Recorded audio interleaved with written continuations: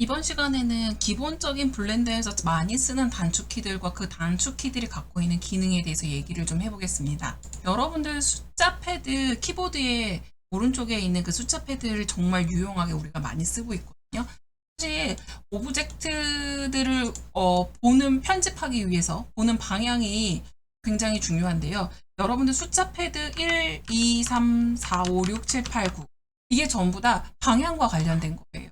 제가 숫자 1을 눌러보겠습니다. 숫자 1을 눌렀을 때 여러분들이 확인할 수 있는 거 한 가지. 블렌더는 기본적으로 굉장히 상냥하고 친절한 툴이에요.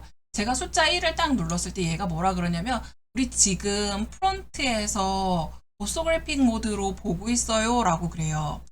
여기에서 오소그래픽이 뭐냐 하면은 오브젝트의 뭐 거리와 상관없이 크기가 같은 애들은 그냥 크기가 같은 모양으로 보이는 거고, 앞에 있는 애하고 뒤에 있는 애하고 오브젝트의 크기가 달라요? 그러면 당연히 앞뒤가 다르게 보이겠지만 앞에 있는 애하고 뒤에 있는 애가 크기가 같아도 우리는 같은 모양으로 보여줄 거야. 같은 사이즈로 보여줄 거야 하는 애가 오소그래픽이에요.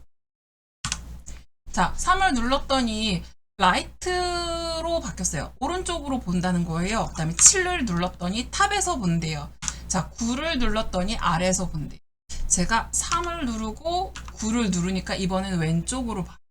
자, 여기 이게 무슨 얘기냐면 내가 1을 눌렀을 때 1의 프론트예요. 앞면이에요. 앞면의 반대는 9번을 눌러볼게요. 그랬더니 백을 보여줘요. 그 다음에 7을 눌렀다. 탑이에요. 꼭대기에서 보고 있는 거예요. 꼭대기의 반대 9를 눌렀더니 아래쪽도 탑을 보여줘요. 자, 제가 3을 눌렀어요. 라이트 값이에요. 라이트 값의 반대값. 자, 9를 눌렀더니 레프트 값을 보여줘요. 이게 사실 이 좌표나 모델링 할 때 우리가 사실 다양한 측면에서 바라보고 모델링 해야 돼요. 앞뒤, 정면, 후면 다. 그래서 그런 부분들을 유용하게 움직일 수 있도록 만들어 놓은 숫자 패드 여러분 정말 많이 씁니다. 자, 그런데 간혹 이런 경우가 있어요. 자, 저는 숫자 패드가 없어요. 왜? 나 노트북 쓰고 있어요. 하는 분들. 노트북은 사실 숫자 패드보다는 그냥 그 이제 좌판에 윗열에 있는 숫자 버튼들을 많이 사용하시죠. 자, 그럴 때 어떻게 할까요?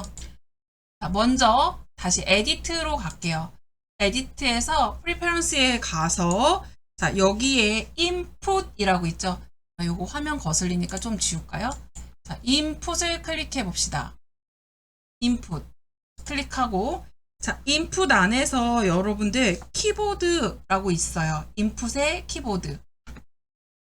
키보드에서 맨 위에 있는 에뮬레이트 키보드를 클릭해 주세요. 자, 요걸 클릭해 놓으면은 여러분 아까 같이 노트북 같은 상황에서 아까 설명했던 노트북 같은 상황에서 굉장히 유용하게 사용하실 수 있습니다. 자, 그리고 다시 이 설정에 맞춰놓은 상태라면은 저는 키보드를 쓸 거니까 해제를 할게요. 자, 이렇게 설정을 맞춰놓은 상태에서 오소그래픽하고 이게 지금 오소그래픽이고 그 다음에 한 번 더 누르면 원래 원근법으로 돌아와요. 근데 이게 왜 중요할까요? 근데 오브젝트들을 제가 이거 하나를 더 추가를 할게요. 자, 제가 UV 스페어를 하나 가져볼까요? 이 친구를 갖고 와서 이렇게 놓고 이 친구 크기를 키워볼게요. 스케일 키, 단축키 S예요. 스케일 키를 눌러서 가운데를 잡고 오브젝트를 키워놓을게요. 근데 이게 지금 두 개를 나란한 위치에 배치를 했어요. 나란한 위치에 배치를 했지만 제가 5를 눌러서 봤을 때 자, 요렇게 그다음에 이걸 다시 뒤로 밀어볼게요. 뒤로 밀어놓고 우리의 원근법에 해당한다면 제가 요거를 이렇게 봤을 때 뒤에 있는 애는 분명히 사이즈가 작아요. 그리고 앞에 있는 애는 사이즈가 커요. 뒤로 돌려볼게요. 이렇게 보면은 사이즈의 비교가 훨씬 더 잘 돼 보이시죠? 자, 그런데 문제가 뭐냐면 자, 내가 이 상태에서 5번을 눌렀어요. 근데 얘가 작아져야 되는데 작게 보이지 않는다는 게 문제인 거예요. 그래서 오소그래픽 상태는 오브젝트의 비교를 할 때 굉장히 많이 사용되긴 하지만 실제로 원근감 없이 객체의 크기와 비율을 정확하게 정밀한 모델링을 할 때 되게 유용해요. 많이 주로 이제 건축이라든지 제품 디자인 할 때 평행선하고 대칭적인 구조를 쉽게 파악할 수 있는 이런 오브젝트들을 만들 때 많이 써요. 그래서 기초 모델링 단계에서 레퍼런스 이미지를 가지고 왔을 때 활용하기가 굉장히 좋아요. 그러면 오소그래픽하고 우리가 지금 여러분들이 작업하고 있는 이 환경 퍼스펙티브 뷰라고 하는데요. 지금 여기 보면 퍼스펙티브라고 바뀌어 있죠. 이 퍼스펙티브 뷰의 차이가 뭔지는 여러분들 알아야 돼요. 그러니까 퍼스펙티브 뷰 같은 경우 실제 눈에 보이는 것처럼 가까이 있고 멀리 있고 이것들을 원근값을 주어서 하는 반면에 오소그래픽 같은 경우는 객체의 거리나 이런 거 상관없이 일정 크기대로 유지돼서 보여진다는 거. 그래서 이 뷰포트에서 여러분들이 조작할 때는 사실 이 퍼스펙티브 같은 경우는 그냥 우리가 쉽게 회전하고 자유롭게 할 수 있음에도 불구하고 할 수 있으나 이 오소그래픽 같은 경우는 확대하고 축소하는데 굉장히 제한적이에요. 그래서 오소그래픽 같은 경우는 오소그래픽 스케일로 조절을 합니다.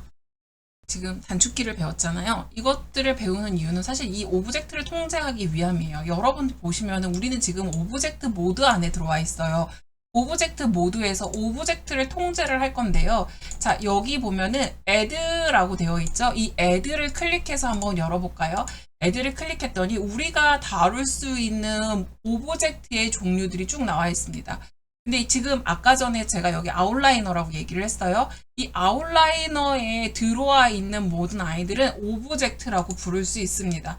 지금 우리가 라이트 값에 대한 것들도 지금 아웃라이너에 들어와 있죠. 얘도 오브젝트. 근데 실제로 제가 오늘 여러분들하고 다룰 거는 이 오브젝트 안에서도 우리가 모델링을 직접적으로 개입하는 친구들에 대해서 얘기를 해보겠습니다. add에 들어가서 보시면은요, 기본적으로 mesh라는 오브젝트가 있고요. 그 다음에 curve라는 애가 있고, surface, 그 다음에 meta볼, text 이렇게 나뉘어요. 근데 사실 이 mesh를 구성하는 것들은 우리가 이제 지오메트리라고 해서 점, 선, 면 이렇게 얘기를 해요. 그래서 여기 나와 있는 이 친구들도 내가 에디트 모드에 가서 보면은 점, 선, 면을 가지고 통제를 하는데 여기 지금 보시죠?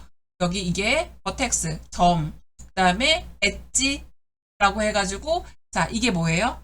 면하고 면이 만나는 선이라고 할게요. 그 다음에 여기 서페이스, 페이스 이 페이스는 직접 면이라는 뜻이에요.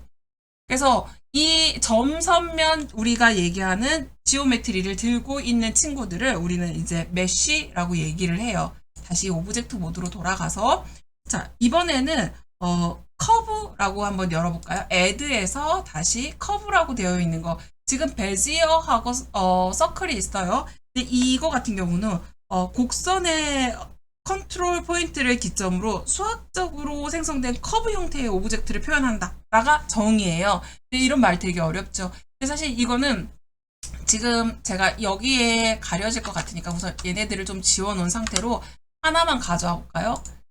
짠! 지금 이렇게 보면은 커브 곡선밖에 없는 상태예요. 그래서 이거를 결국에 우리가 연결하고 아니면 회전값을 주고 어떤 모형을 변형을 시켜서 번역을 시킬 때는 모디파이어에서 기능을 추가해서도 편집할 수 있어요. 그래서 이런 것들도 있고 이와 또 다르게 보면은 add에서 surface라고 있어요. surface 같은 경우도 보니까 그냥 surface가 아니네요. 넙스를 커브로 만든다. 그 다음에 넙스 표면을 원형으로 만든다. 이렇게 나와 있어요. 근데 이거는 결국에 표면을 편집해가지고 커브와 유사한 형태의 이거를 뭐랄까 부드러움을 연출을 해서 외부를 변형을 시켜준다. 오브젝트를 변형시켜준다. 이렇게 생각하면 돼요. 자, 우선은 우리가 그 외에도 텍스트라든지 메타볼이라는 애가 있는데요. 메타볼 같은 경우는 사실 리퀴드 타입, 액체류를 만들 때 주로 사용이 되고 있고요. 그다음에 텍스트 같은 경우는 실제로 우리가 이제 글씨 같은 거 지금 보면은 텍스트라고 했더니 이렇게 나오죠. 여기 글씨를 입력해야 돼요. 지금 여러분들 이 퍼스펙티브 안에 가서 보면은 이 텍스트라고 했는데 여기에 글씨를 백날 바꿔도 자 실제로 여기 적용이 안 돼요. 이거는 어디로 가야 돼요? 에디트 모드 상태에서 편집을 해야 돼요. 지금 여기서 보시면은요. 제가 에디트 모드 상태에서 텍스트 하나를 편집하려고 봤더니 우리가 아까 어떤 오브젝트를 갖고 있었죠? 메쉬를 갖고 있었어요. 오브젝트에서 메쉬 상태일 때와 툴바가 너무 달라요. 다시 제가 X를 눌러서 이 오브젝트들 안 쓸 거니까 지워낼게요. 자, X 누르면 원래 이렇게 원천적으로 대화박스가 너 정말 이 오브젝트 지울 거야? 라고 물어보거든요. 네, 저 지울 거예요. 자, 그리고 나서 다시 프론트 상태로 돌아와서 화면 세팅을 해놓고요. 자, 그리고 Shift하고 A를 눌렀어요. Shift하고 A를 누르니까 지금 add, 위쪽에 있는 add 하고 똑같은 그 패널이 생겼죠? 자, 저는 이 상태에서 큐브 가지고 올게요. 큐브를 갖고 와서, 자, 이 오브젝트 모드를 봤을 때, 그리고 다시 에디트 상태에서 이 툴바를 봤을 때 달라요. 이번 시간에는 간단하게 오브젝트가 어떤 그룹으로 나누어져 있는지에 대해서만 간단하게 설명해 드렸습니다.